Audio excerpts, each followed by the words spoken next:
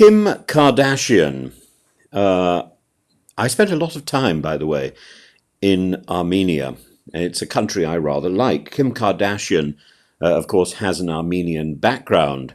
And Kim Kardashian also has a background, or at least I don't know whether she personally is the person who does all the modification, but I'm sure she's got a whole team of people who are busy modifying the photographs that she puts out. She knows a great deal about Photoshop modification and what can be done with a slick computer and this slim, thick look. And she's been accused once or twice of a fairly egregious Photoshop failing, manipulating reality.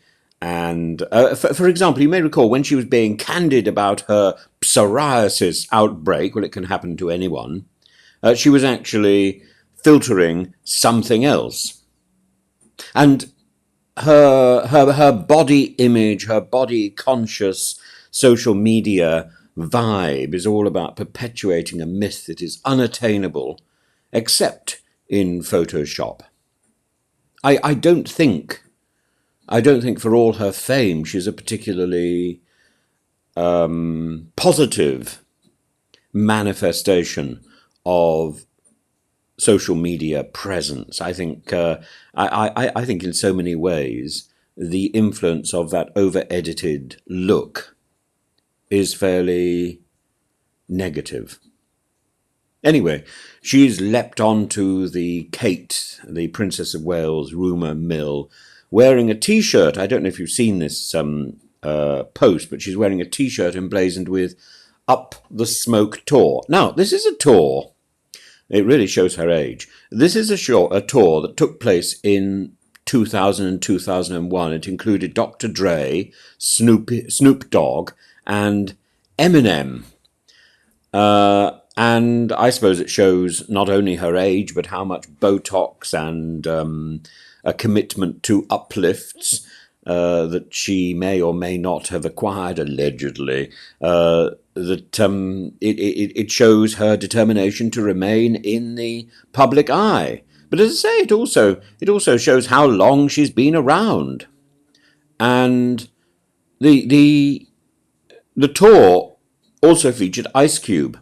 It was described, if I remember correctly, as the slickest, most professional rap tour to date.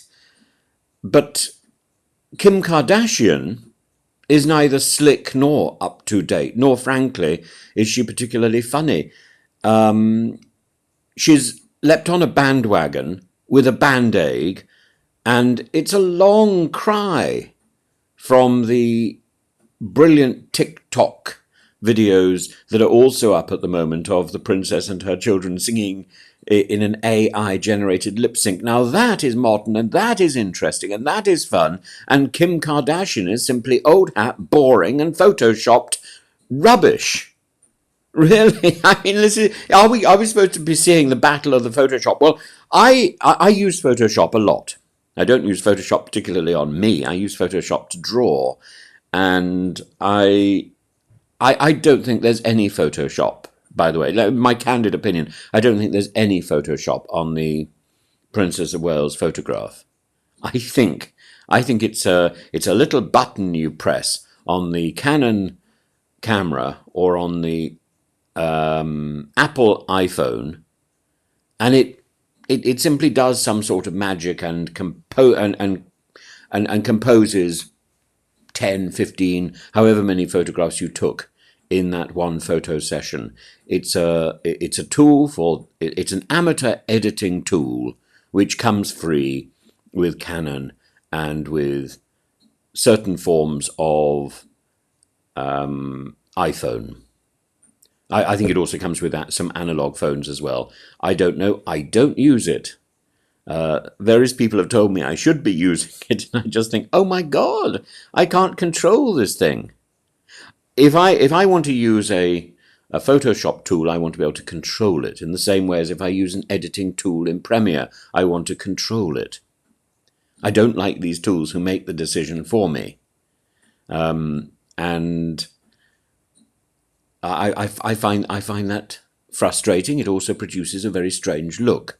And every so often, various people press a button on my phone and try and produce some sort of filter, and I think, no, this looks unrealistic, and I think, no, I don't really want that. And I think, we have to send out an image about what is real.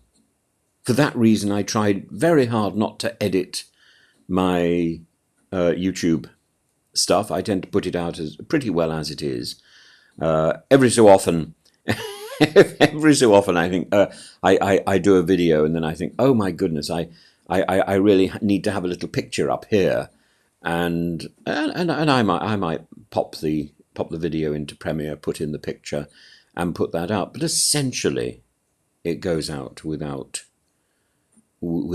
too much edit, without too much processing, because I think authenticity is to be promoted. I think that's what we want. And if we want something which is highly edited, highly polished, believe me, I will get the tool set out, and I will produce that.